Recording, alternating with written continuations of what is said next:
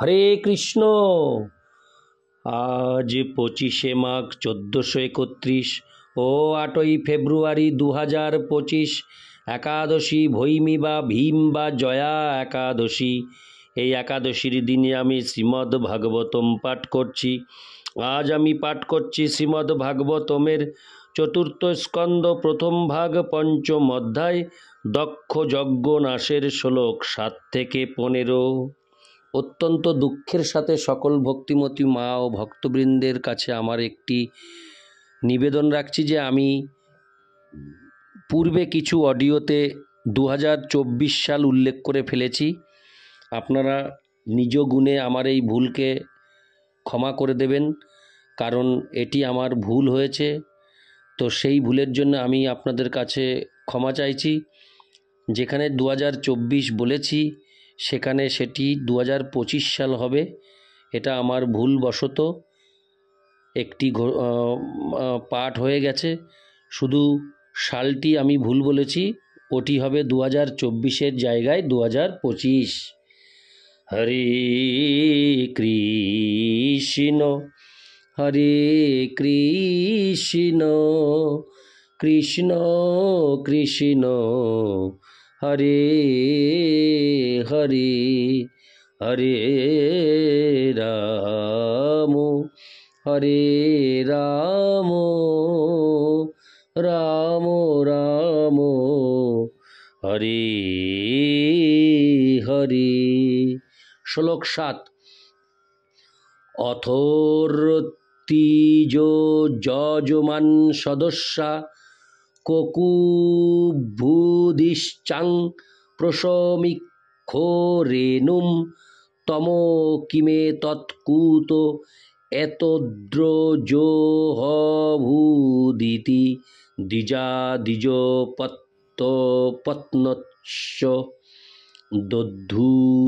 অনুবাদ: তখন সেই যজ্ঞে উপস্থিত পুরোহিত, যজমান, ব্রাহ্মণ এবং তাদের পত্নীরা সকলে আশ্চর্য হয়ে ভাবতে লাগলেন, এই অন্ধকার এলো কোথা থেকে। তারপর তারা বুঝতে পেরেছিলেন যে সেটি ছিল একটি ধূলির ঝড়, এবং তখন তারা সকলে অত্যন্ত উৎকণ্ঠিত হয়েছিলেন। ইতি শ্লোক 7। শ্লোক 8। বাতান বান্তি ন হি সন্তি দস্যব প্রাচীন বর্হির্জীবতি হগ্রদণ্ড গাবন কাল্লন্ত ইদং কুত রজ লোকোধুনা কিং প্রলয়। হরে কৃষ্ণ। কিং প্রলয়ায় কল্পতে। অনুবাদ: সেই ঝড়ের কারণ সম্বন্ধে অনুমান করে তারা বলেছিলেন, বায়ু প্রবাহিত হচ্ছে না, কেউ গাভীর পাল তাড়না করেও নিয়ে যাচ্ছে না। দস্যুদের দৌরাত্ম্যের ফলেও এই ঝড় সম্ভব নয়, কারণ এখনও প্রবল পরাক্রমশালী রাজা বর্হি তাদের দণ্ড দেওয়ার জন্য জীবিত রয়েছেন। তাহলে এই ধূলির ঝড় সমুত্থিত হচ্ছে কোথা থেকে? তাহলে কি এই গ্রহের প্রলয়ের সময় উপস্থিত হয়েছে? তাৎপর্য: এই শ্লোকে প্রাচীন বর্হি জীবতি বাক্যাংশটি বিশেষভাবে তাৎপর্যপূর্ণ। সেই ভূখণ্ডের রাজা ছিলেন বর্হি, এবং বৃদ্ধ হওয়া সত্ত্বেও তিনি তখনও জীবিত ছিলেন, এবং তিনি ছিলেন একজন মহাপরাক্রমশালী শাসক। তাই দস্যু তস্করদের আক্রমণের কোনো সম্ভাবনা ছিল না। পরোক্ষভাবে এখানে বলা হয়েছে যে যে রাজ্যে শক্তিশালী শাসক নেই, সেখানেই দস্যু, তস্কর এবং অবাঞ্ছিত জনগণ থাকতে পারে। যখন ন্যায়ের নামে চোরদের স্বাধীনতা দেওয়া হয়, তখনই এই প্রকার দস্যু এবং অবাঞ্ছিত জনগণ রাজ্যে অশান্তি সৃষ্টি করে থাকে। শিবের সৈনিক এবং অনুচরেরা যেরকম ধূলির ঝড় সৃষ্টি করেছিলেন, তাতে তখনকার অবস্থা এই বিশ্বের প্রলয়কালীন অবস্থার মতো হয়েছিল। যখন সৃষ্টির বিনাশের প্রয়োজন হয়, তখন শিব সেই কার্যটি সম্পাদন করেন। তাই তখন তার দ্বারা যে অবস্থার সৃষ্টি হয়েছিল তা জগতের প্রলয়কালীন অবস্থার মতো হয়েছিল।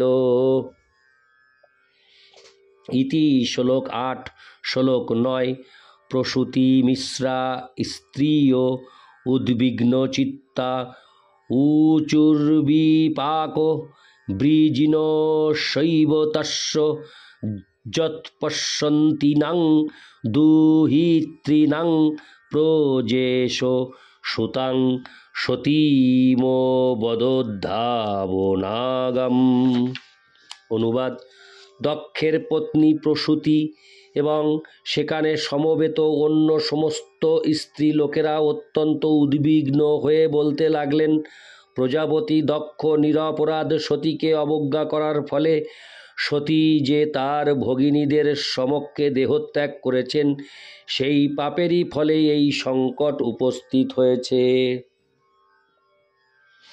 তাৎপর্য: কোমল হৃদয় সম্পন্না প্রসূতি তৎক্ষণাৎ বুঝতে পেরেছিলেন যে কঠোর হৃদয় প্রজাপতি দক্ষের পাপকর্মের ফলেই সেই আসন্ন বিপদ উপস্থিত হয়েছিল। দক্ষ এতই নিষ্ঠুর ছিলেন যে তিনি তার সর্বকনিষ্ঠা কন্যা সতীকে তার ভগিনীদের সমক্ষে আত্মহত্যা করা থেকে রক্ষা করেননি। হরে কৃষ্ণ। সতীর মা বুঝতে পেরেছিলেন সতী তার পিতা কর্তৃক অপমানিত হয়ে কত গভীরভাবে ব্যথিত হয়েছিলেন। সতী দক্ষের অন্যান্য কন্যাদের সঙ্গেই ছিলেন, কিন্তু দক্ষ ইচ্ছা করে সতীকে ছাড়া আর সকলকে সম্ভাষণ করেছিলেন। সতীর প্রতি তার এই অবজ্ঞার কারণ হচ্ছে সতী ছিলেন শিবের পত্নী। সেই কথা বিবেচনা করে দক্ষের পত্নী স্থির নিশ্চিত রূপে এই আসন্ন সংকটের কারণ উপলব্ধি করেছিলেন এবং বুঝতে পেরেছিলেন যে সেই জঘন্য কার্যের জন্য দক্ষকে মৃত্যুবরণ করতেই হবে। ইতি শ্লোক 9 শ্লোক 10 যস্তন্তকালে বুপ্ত জটাকলাপ সশূল সুচ্চর্পিত দিগ গজেন্দ্র বিতত্ত নৃত্য তুদিতাস্ত্র দোর্ধ্বজা নুচ্চাট্ট হাসস্তন ইতনু ভিন্ন দিক। অনুবাদ: প্রলয়ের সময় শিবের জটা কলাপ বিক্ষিপ্ত হয় এবং তিনি তার ত্রিশূলের দ্বারা দিক গজেন্দ্রদের বিদ্ধ করেন। বজ্র যেমন মেঘসমূহকে সর্বত্র বিক্ষিপ্ত করে, তেমনভাবেই তার বাহুরূপে ধ্বজাসমূহ বিস্তার করে তিনি অট্টহাস্য করতে করতে নৃত্য করেন। তাৎপর্য: প্রসূতি, যিনি তার জামাতা শিবের শক্তি সম্বন্ধে অবগত ছিলেন, তিনি এখানে বর্ণনা করেছেন যে প্রলয়ের সময় শিব কী করেন। এই বর্ণনা ইঙ্গিত করে যে শিব এমনই মহান শক্তিশালী, তার সঙ্গে দক্ষের কোনো তুলনাই হয় না। প্রলয়ের সময় শিব ত্রিশূল হস্তে বিভিন্ন গ্রহাদির দিকপালদের উপর নৃত্য করেন এবং তখন নিরন্তর বর্ষণের দ্বারা গ্রহলোকসমূহকে প্লাবিতকারী মেঘের মতোই তার জটাকলাপ বিক্ষিপ্ত হয়। প্রলয়ের অন্তিম অবস্থায় সমস্ত গ্রহলোক জলমগ্ন হয় এবং সেই প্লাবন হয় শিবের নৃত্যের ফলে। সেই নৃত্যকে বলা হয় প্রলয় নৃত্য। প্রসূতি বুঝতে পেরেছিলেন যে দক্ষতার কন্যাকে উপেক্ষা করার ফলেই নয়, অধিকন্তু শিবের প্রতিষ্ঠা এবং সম্মানের অবহেলা করার ফলেও সেই বিপদ উপস্থিত হয়েছে। ইতি শ্লোক 10 শ্লোক 11 অমর্ষয়িতা তমসোহতে যশং মন্যুপুলুতং দুর্নিরীক্ষং ভ্রুকুট্টা करालोदंष्ट्राभिरुदस्तभागोऽनं সৎস্বস্তি কিঙ্কোপয়ত বিধাতু। অনুবাদ: সেই বিশাল কৃষ্ণকায় ব্যক্তিটি তার ভয়ঙ্কর দন্তরাজি প্রদর্শন করেছিলেন। তার ভ্রুকুটির প্রভাবে নক্ষত্রসমূহ কক্ষচ্যুত হয়েছিল এবং তিনি তার প্রচণ্ড তেজের দ্বারা তাদের আচ্ছাদিত করেছিলেন। দক্ষের অসৎ আচরণের ফলে তার পিতা ব্রহ্মা পর্যন্ত সেই প্রচণ্ড ক্রোধ প্রদর্শন থেকে নিস্তার লাভ করতে পারতেন না। ইতি শ্লোক 11। শ্লোক 12। বহের্বোমুদ্বিগ্ন দৃশোচ্যমানে জনেন দক্ষস্য মুহুর্মহাত্তন উৎপেতুরুৎপাততমা সহস্রশো ভয়াবহা দিবি ভূমৌ চ পর্যক। অনুবাদ: এইভাবে যখন সকলে নিজেদের মধ্যে আলোচনা করছিলেন, তখন দক্ষ পৃথিবীতে এবং আকাশে ভয়ঙ্কর সমস্ত অশুভ ইঙ্গিত দেখতে লাগলেন। তাৎপর্য: এই শ্লোকে দক্ষকে মহাত্মা বলে বর্ণনা করা হয়েছে।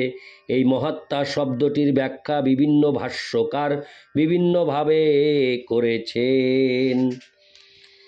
বীর রাঘব আচার্য বলেছেন যে এই মহাত্মা শব্দটির অর্থ হচ্ছে স্থির হৃদয়, অর্থাৎ দক্ষ এতই কঠোর হৃদয় ছিলেন যে তার প্রিয় কন্যা যখন প্রাণত্যাগ করতে উদ্যত হয়েছিলেন তখনও তিনি স্থির এবং অবিচলিত ছিলেন।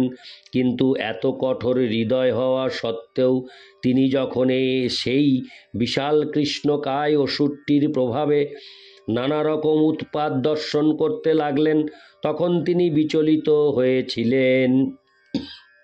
হরে কৃষ্ণ। শ্রীল বিশ্বনাথ চক্রবর্তী ঠাকুর এই সম্পর্কে মন্তব্য করেছেন যে কাউকে যদি মহাত্মা বলে সম্বোধন করাও হয়, কিন্তু তিনি যদি মহাত্মার লক্ষণ সমূহ প্রদর্শন না করেন, তাহলে তাকে দুরাত্মা বলে বিবেচনা করতে হবে। ভগবদ্গীতায় 9-13 মহাত্মা শব্দে ভগবানের শুদ্ধ ভক্তকে বর্ণনা করা হয়েছে। মহাত্মানস্তু মাং পার্থ দৈবীং প্রকৃতিমাশ্রিতা। মহাত্মা সর্বদাই ভগবানের অন্তরঙ্গা শক্তির দ্বারা পরিচালিত হন। অতএব দক্ষের মতো একজন অন্যায় আচরণকারী ব্যক্তি কিভাবে মহাত্মা হতে পারেন? মহাত্মার মধ্যে দেবতাদের সমস্ত সদ্গুণ থাকা উচিত এবং তাই দক্ষের মধ্যে সেই সমস্ত গুণগুলির অভাবের ফলে তাকে মহাত্মা বলা যায় না, পক্ষান্তরে তাকে দুরাত্মা বলা উচিত।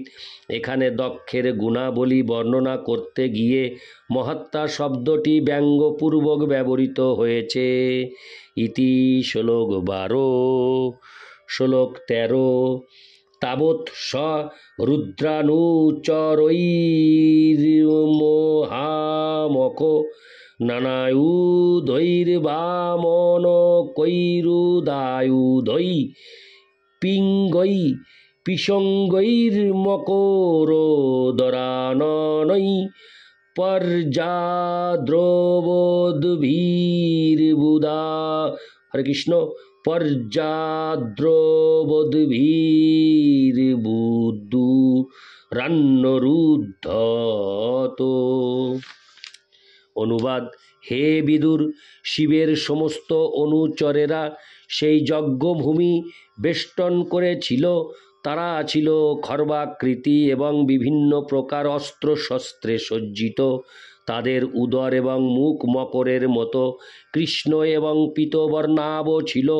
তারা যজ্ঞভূমির সর্বত্র ছুটাছুটি করে মহা উৎপাত সৃষ্টি করেছিল। ইতি শ্লোক 13। শ্লোক 14। কেচিদ্ভঞ্জু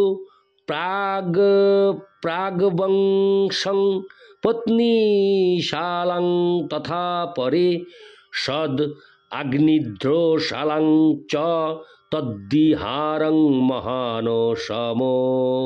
অনুবাদ: কিছু সৈন্য যজ্ঞমণ্ডপের স্তম্ভ ভেঙে ফেলেছিল, কেউ কেউ পত্নীশালায় ঢুকে পড়েছিল, কেউ যজ্ঞস্থল বিনষ্ট করতে শুরু করেছিল এবং কেউ আবাসস্থল ও পাকশালায় প্রবেশ করেছিল।